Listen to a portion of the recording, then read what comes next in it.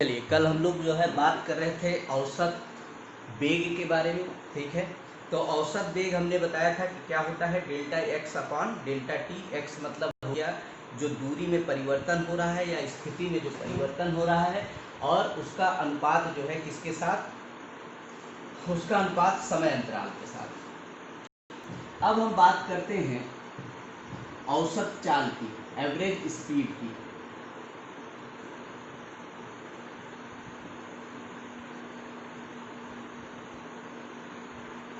तो जो average speed होता है, जहाँ पर औसत वेग में हम क्या करते थे, विस्थापन को लेते थे, वहाँ पर जो है औसत चाल में हम कुल जो है पथ लंबाई लेते हैं। कुल पथ लंबाई लेते हैं बटे जो है संपूर्ण जो समयावधि है इसको लेते हैं।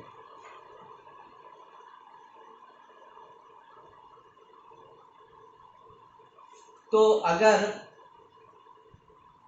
कोई वस्तु है, उसकी यात्रा की अवधि में चली गई कुल पथ लंबाई, और इसमें लगे समय के भागफल को हम क्या कहेंगे, औसत इसकी चाल कहेंगे।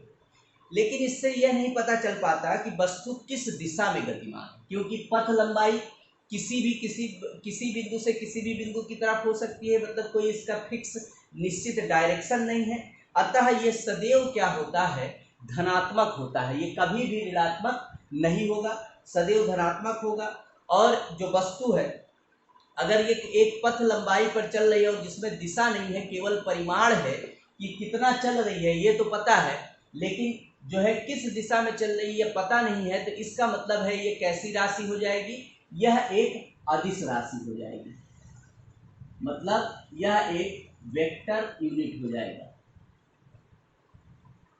ठीक है, यदि कोई वस्तु है वो एक सरल रेखा के अनुदिश गतिमान है और केवल एक ही दिशा में चलती है, मतलब ये एक सरल रेखा है और ये वस्तु क्या कर रहे हैं, इसी सरल रेखा के ही दिशा में क्या हो, गतिमान हो, तो विस्थापन का जो परिमाण होता है, विस्थापन मतलब अगर ये ए बिंदु से बी बिंदु तक गई, ठीक है, तो विस्थापन कहाँ से कहाँ हुआ, ए से बी के बीच में हुआ, लेकिन एक ही दिशा में चल रही है, इस कारण से इसका जो पथ लंबाई होगा और जो इसका विस्थापन होगा, दोनों ही क्या होगा, इक्वल होगा। ठीक है, ऐसी स्थिति में जो औसत वेग का परिमाण होगा उसकी औसत चाल के बराबर हो जाएगा। ठीक है, मतलब अगर इस कंडीशन में अब मान लीजिए कि यहाँ से यहाँ तक चलने में जो है ये 40 मीटर है, ठीक, और इसे 5 सेकंड का समय लगा है। जब 5 सेकंड का समय लगा है तो इसका मतलब है अगर इसका औसत चाल निकालेंगे तो 8 मीटर प्रति सेकंड इसकी औसत चाल निकलेगी। और चूंकि पथ लंबाई और एक सरल रेखा में जा रही है, तो इसलिए अगर हम इसका औसत वेग भी निकालेंगे तो उस कंडीशन में भी क्या हो जाएगा, ये 8 मीटर प्रति सेकंड ही आएगा। तो इसका मतलब है कि जब कोई वस्तु एक सरल रेखा के अनुदिश गति करती है, तो उस कंडीशन में अगर एक ही दिशा में चलती है, तो उस कंडीशन में जो पथ लंबाई है, ठीक है, पाथ लेंथ है, और जो इसका विस्थापन है, वो दोनों क्या होता है, इक्वल होता है। और जो है वो जो औसत वेग है और औसत चाल है उसका भी परिमाण क्या होगा, इक्वल होगा। लेकिन सामान्यतः जो होता है, नॉर्मल कंडीशन में क्या होता है, वेग जो होता है, चाल जो होता है, हमेशा जो है वेग से क्या होता है, अधिक होता है। वेग जो है हमेशा क्या होता है, चाल से कम होता है। ठीक है, तो लिख लीजिए, लिखिए औसत चाल। वस्तु की यात्रा की अवधि, वस्तु की यात्रा की अवधि में चली गई कुल पथ लंबाई, चली गई कुल पथ लंबाई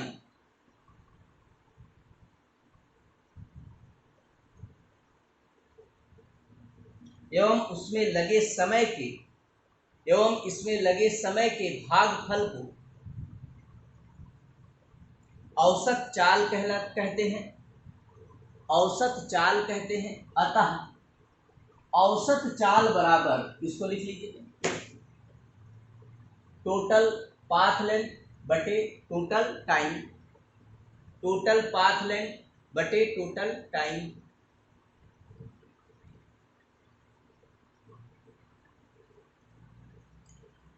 इससे यह पता नहीं चल पाता, इससे यह पता नहीं चल पाता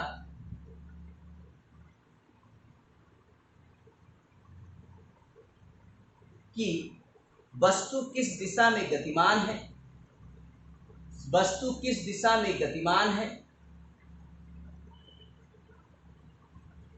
एवं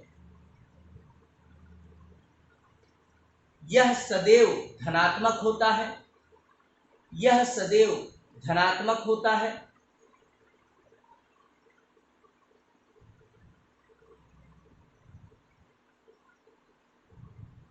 साथ ही दिशा पथ नहीं मालूम होने के कारण, साथ ही दिशा का ज्ञान ना होने के कारण यह एक अदिश राशि है, वेक्टर यूनिट है, यह एक अदिश राशि है, वेक्टर यूनिट है।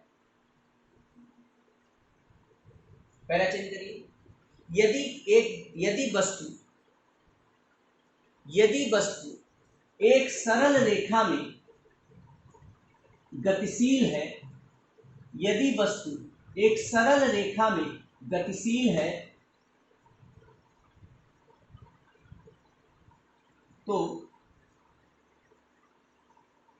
तो विस्थापन का परिमाण,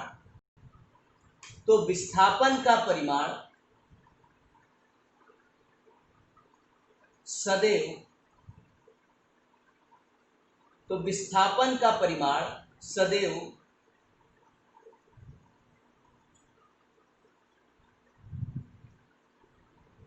कुल पथ लंबाई के बराबर होगा, कुल पथ लंबाई के बराबर होगा।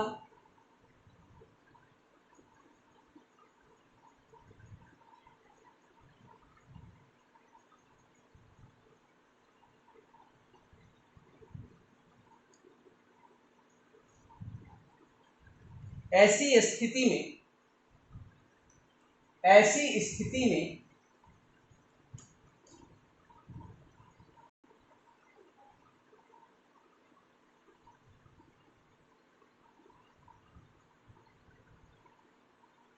औसत वेग, औसत चाल का परिमाण, औसत वेग एवं औसत चाल का परिमाण बराबर होगा, परंतु वस्तु की चाल सामान्यतः वेग के परिमाण से अधिक होता है, वेग के परिमाण से अधिक होता है। देखिए कैसे होता है।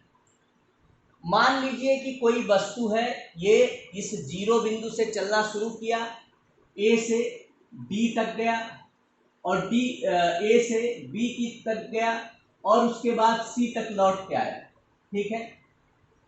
तो इस कंडीशन में जाने में इसे 18 सेकंड लगा और आने में क्या लगा, 6 सेकंड लगा। तो औसत वेग क्या होगा, औसत वेग बराबर क्या हो जाएगा, विस्थापन बटे समय, मतलब कुल विस्थापन बटे कुल समय, है ना। तो विस्थापन यहाँ पर अगर वो वस्तु 240 पे है तो विस्थापन क्या हो जाएगा, 240 हो जाएगा, है ना। और जो समय है ये 18 + 6 सेकंड होगा, ठीक है कि नहीं। मतलब जब हम औसत वेग लेंगे तब तो हम विस्थापन को ही देखते हैं ना, प्रथम और अंतिम बिंदु। तो प्रथम से अंतिम बिंदु की दूरी कितनी है, 240 है। जब 240 है तो औसत विस्थापन 240 हो गया और 18 + 6 24, मतलब 240/24 मतलब 10 मीटर प्रति सेकेंड है इसकी औसत वेग। अब यहीं पर अगर हमको औसत चाल निकालना है, औसत चाल बराबर क्या हो जाएगा, कुल पथ लंबाई, कुल पथ लंबाई मतलब 360 + 240/24, है ना। कुल पथ लंबाई बटे कुल समय। तो इसमें तो टोटल पथ की लंबाई देखेंगे ना, यहां से बी तक गया और बी से सी तक आया, यहाँ विस्थापन नहीं देखेंगे, कुल पथ की लंबाई देखेंगे। तो 360 और 240 कितना हुआ, 600/24।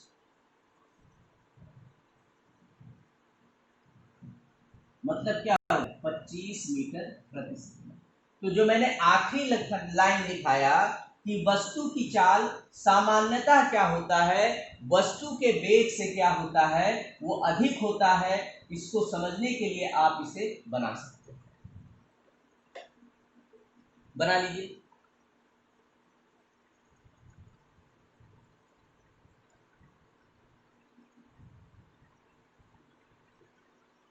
नहीं, यहाँ पर थोड़ा सा गड़बड़ है। 360 में से ये दूरी क्या होगा, 340, 240 नहीं होगा ना। 360 और 240 माइनस करेंगे कितना आ जाएगा, 120 हो जाएगा। रुकिए, यहाँ पर थोड़ा सा करेक्शन करिए, ठीक है, थोड़ा सा यहाँ पर करेक्शन करिए, क्योंकि वापस जब आएगा तो 120 मीटर आएगा ना। तो ये क्या हो जाएगा, 360 प्लस 120, 0, 6 2 8 3 4, 480/24, 20, मतलब 20 मीटर प्रति सेकंड। थोड़ा सा इसको सही कर लीजिए, ठीक है। तो उम्मीद करता हूँ यहाँ पर आपको समझ में आ गया होगा कि क्यों जो है औसत वेग हमेशा औसत चाल से क्या होता है, कम होता है। यहाँ से आपको समझ में आ गया होगा, ठीक है। चलिए, अब हम जानते हैं कि तत्क्षणिक वेग एवं चाल क्या है। In instantaneous velocity and speed, heading डाल दीजिए, तत्क्षणिक वेग, तत्क्षणिक वेग एवं चाल।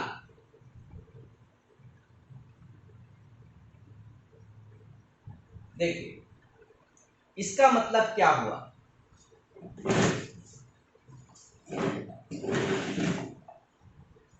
तत्क्षणिक वेग इंस्टेंटियस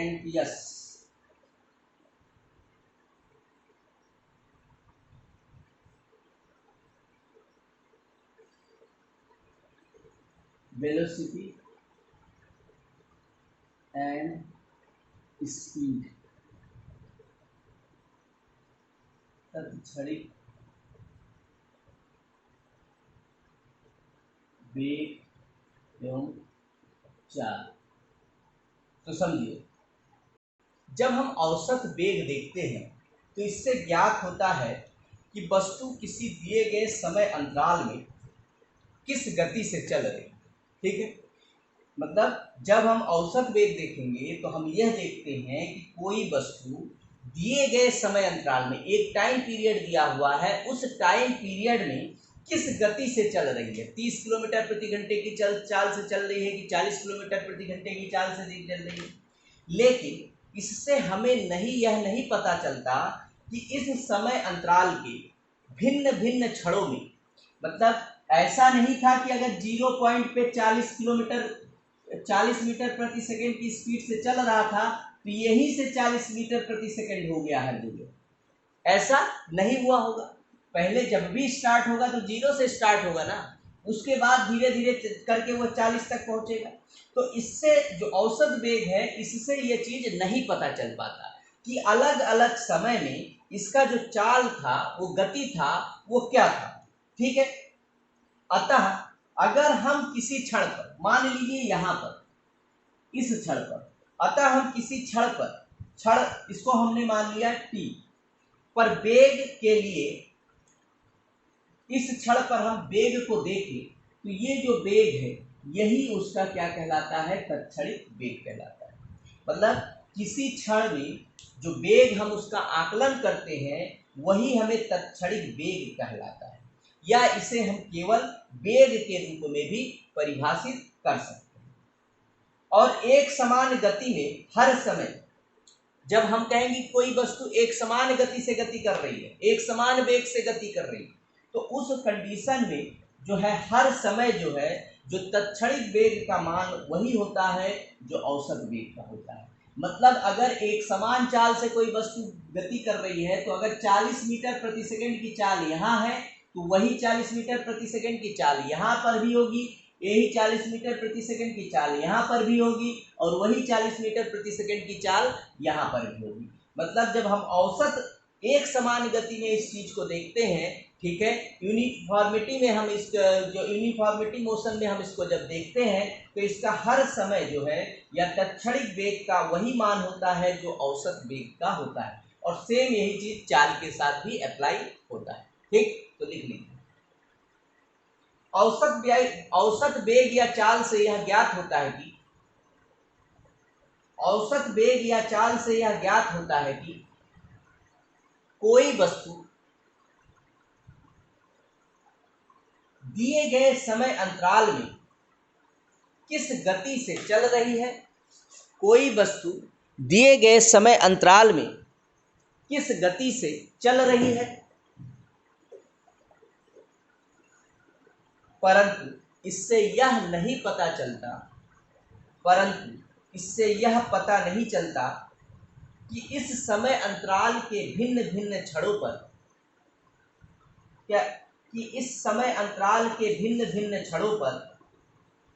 वह किस गति से चल रही है। भिन्न भिन्न क्षणों पर वह किस गति से चल रही है। अतः किसी क्षण t पर वेग के लिए हम तत्क्षणिक वेग या केवल वेग को परिभाषित करते हैं। तत्क्षणिक वेग या केवल वेग को परिभाषित करते हैं, जबकि एक समान गति में हर समय ब्रैकेट में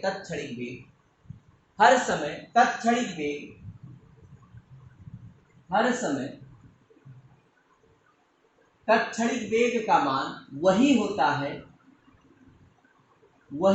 है जो कि औसत वेग का होता है। चाल के साथ उसको अपने आप जोड़ लीजिएगा। अब हम बात करते हैं त्वरण।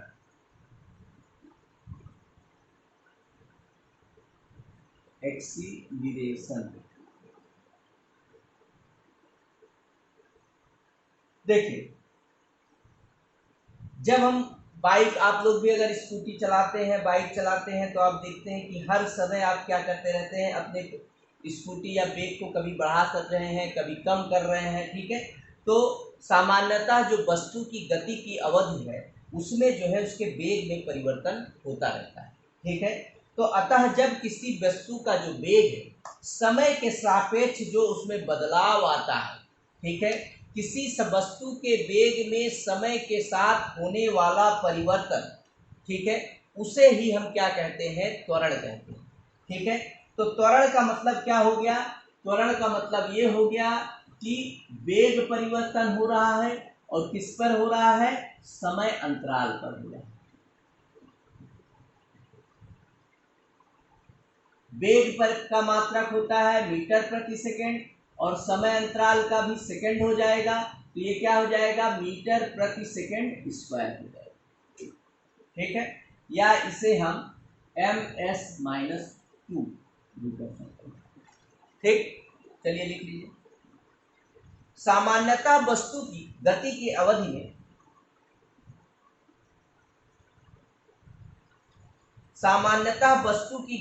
अवधि में उसके वेग में परिवर्तन होता रहता है। जब किसी वस्तु का वेग समय के सापेक्ष बदलता रहता है, समय के सापेक्ष वेग ले रहे हैं, हम वेलोसिटी ले रहे हैं, वेग समय के सापेक्ष बदलता रहता है, तो हम कहते हैं कि उसमें त्वरण हो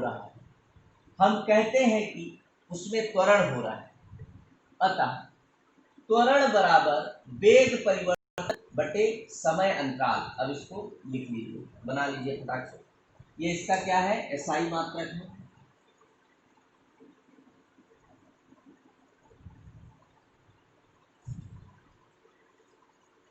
चूंकि वेग क्या है, एक सदिश राशि है, इसलिए जो त्वरण भी होगा ये भी क्या होगा, एक सदिश राशि होगी, मतलब स्केलर यूनिट होगा। ठीक है, तो लिख लीजिए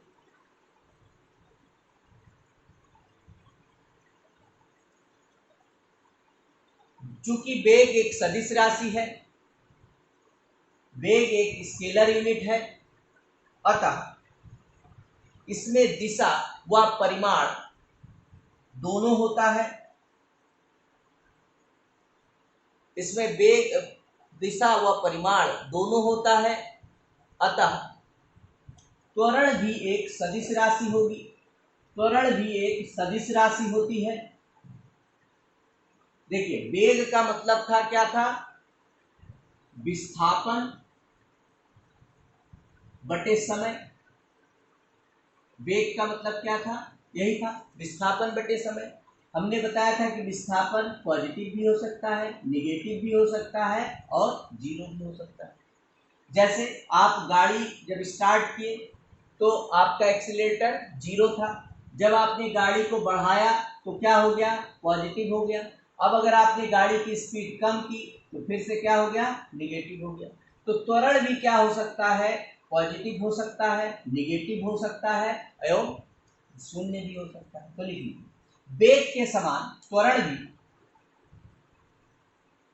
वेग के समान त्वरण भी पॉजिटिव, धनात्मक, निगेटिव, ऋणात्मक या शून्य हो सकता है या जीरो हो सकता है।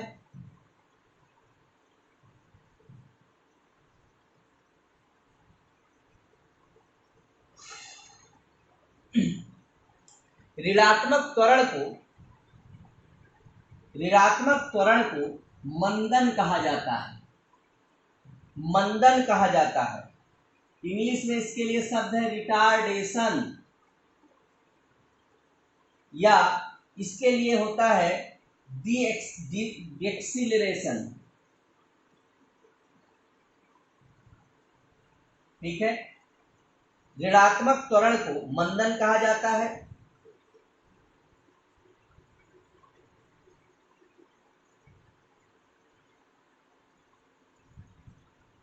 एक समान त्वरण के लिए, एक समान, हेडिंग डालना है, एक समान त्वरण से गतिमान वस्तु के लिए गैलीलियो का गति संबंधी समीकरण, गैलीलियो का गति संबंधी समीकरण, Galileo's equation for, Galileo's equation for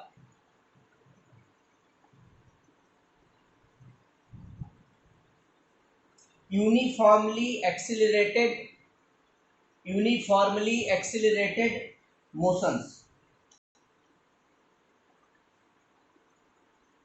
motions.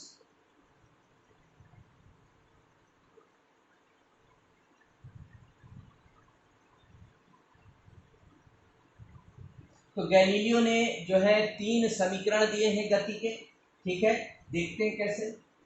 देखिए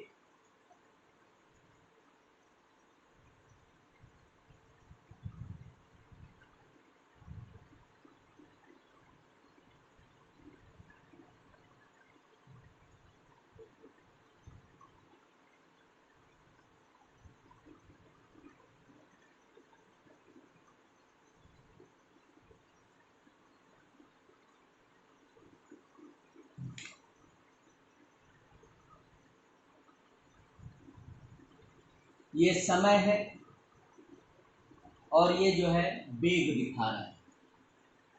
ठीक है, ओ ए, ये ओ है, ए है, बी है, सी है एवं डी। ठीक है तो ये जो वेग होगा ये क्या होगा, इसका प्रारंभिक वेग होगा। तो प्रारंभिक वेग को हम किससे दिखाते हैं, यू से दिखाते हैं, है ना। जो अंतिम वेग होगा उसे हम बी से प्रदर्शित करेंगे। यहां पर हमने लिख दिया है बी, और इसको ऐसे लिख दीजिएगा वेग, बी से दिखाते हैं। समय को हमने मान लिया है टी।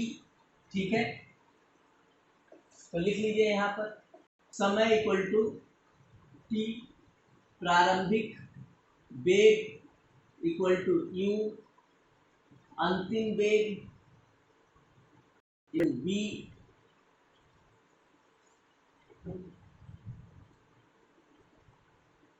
त्वरण acceleration equal to a।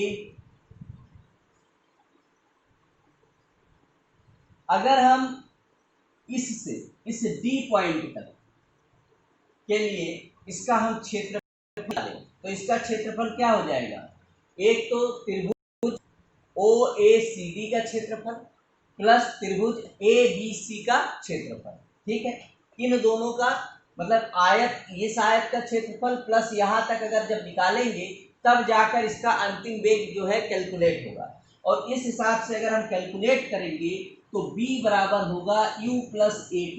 Calculation करने की आपको जरूरत नहीं है, इसलिए मैं सीधा सीधा आपको यहाँ पर बता दे रहा हूँ। तो b बराबर u प्लस AT, जब ये दोनों त्रिभुजों का क्षेत्रफल को आप जोड़ देंगे तब यही इक्वेशन निकल कर आ जाएगा, ठीक है। तो u हो गया प्रारंभिक वेग प्लस जो है a का हो गया त्वरण इनटू समय, ठीक है।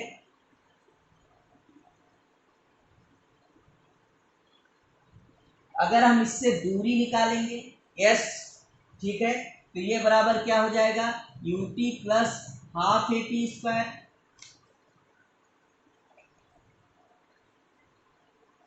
इसके अलावा अगर b ही और निकालें तो b स्क्वायर बराबर होता है u स्क्वायर प्लस 2as। मतलब अगर हम दूरी अगर दिया हो उस कंडीशन में हमें अंतिम वेग निकालना है तो उस कंडीशन के लिए क्या हो जाएगा, b स्क्वायर बराबर u square plus 2as। s यहाँ पर लिख लीजिए दूरी है, डिस्टेंस है।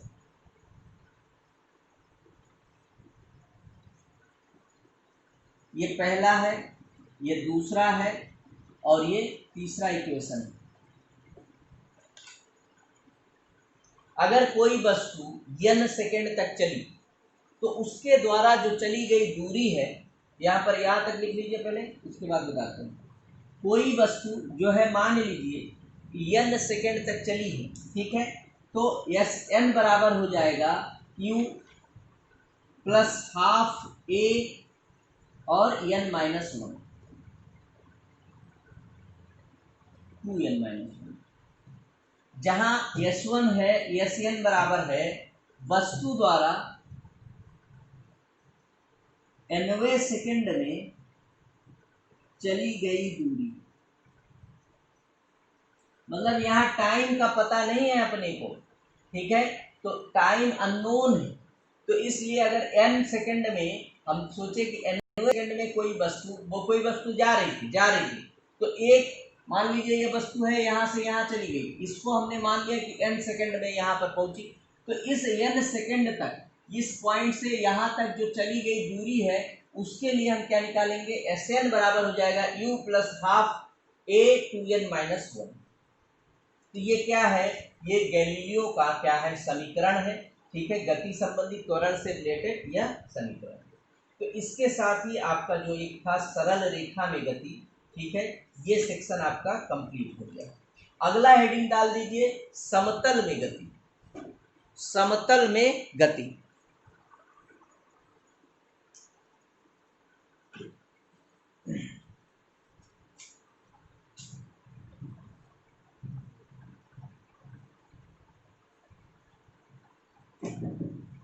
देखिए यहाँ पर बहुत सारा इक्वेशन आपको करने की आवश्यकता नहीं है। आपको अपने परीक्षा के दृष्टिकोण से जो पूछा जाता है बस उतना ही करने की जरूरत है। इसलिए मैं भी कई जगह पे मैं बताने का कोई ऐसा नहीं कि नहीं बता सकता, बता दूंगा, लेकिन आपके कोई फायदा नहीं देगा वो, बल्कि आपका टाइम क्या करेगा, वो वेस्ट करेगा। जो हमारे काम का है अपने को वही को क्या करना है, जल्दी जल्दी पढ़ लेना है।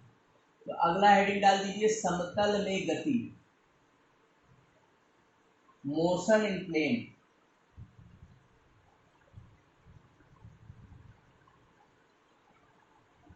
इसको पढ़ने से पहले अपने पास जो है दो चीजें हमेशा आ रही थी, अभी तक हम लोग बोल रहे थे सदिश एवं अदिश राशि।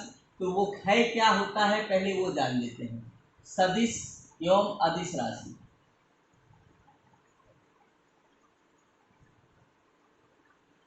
सदिश का मतलब हो गया scalar unit, scalar and vector unit.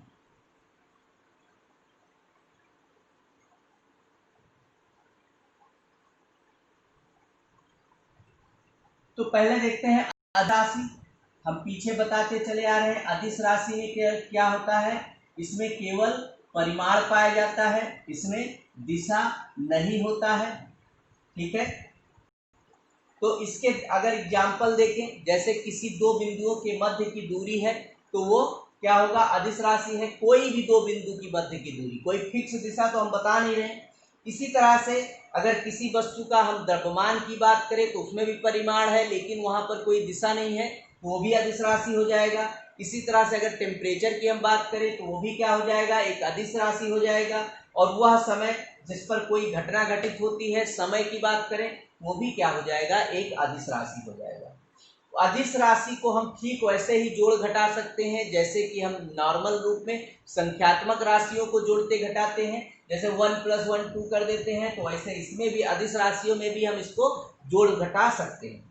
जबकि जो सदिश राशि होती है, यह वह राशि होती है जिसमें क्या होता है, परिमाण व दिशा दोनों पाया जाता है। साथ ही साथ यह जो सदिश राशि है तो योग संबंधी त्रिभुज के नियम या समानांतर चतुर्भुज का नियम पालन करता है। मान लीजिए कोई वस्तु है, ठीक है, उसका एक छोर ये है और दूसरा छोर ये है, मतलब कि यहाँ से चलना शुरू करी हमने, वेग के संबंध में बात किया और यहाँ तक आई, तो इसका जो योग अगर a है, ये b है, तो इसका सदिश क्या हो जाएगा, a + b हो जाएगा।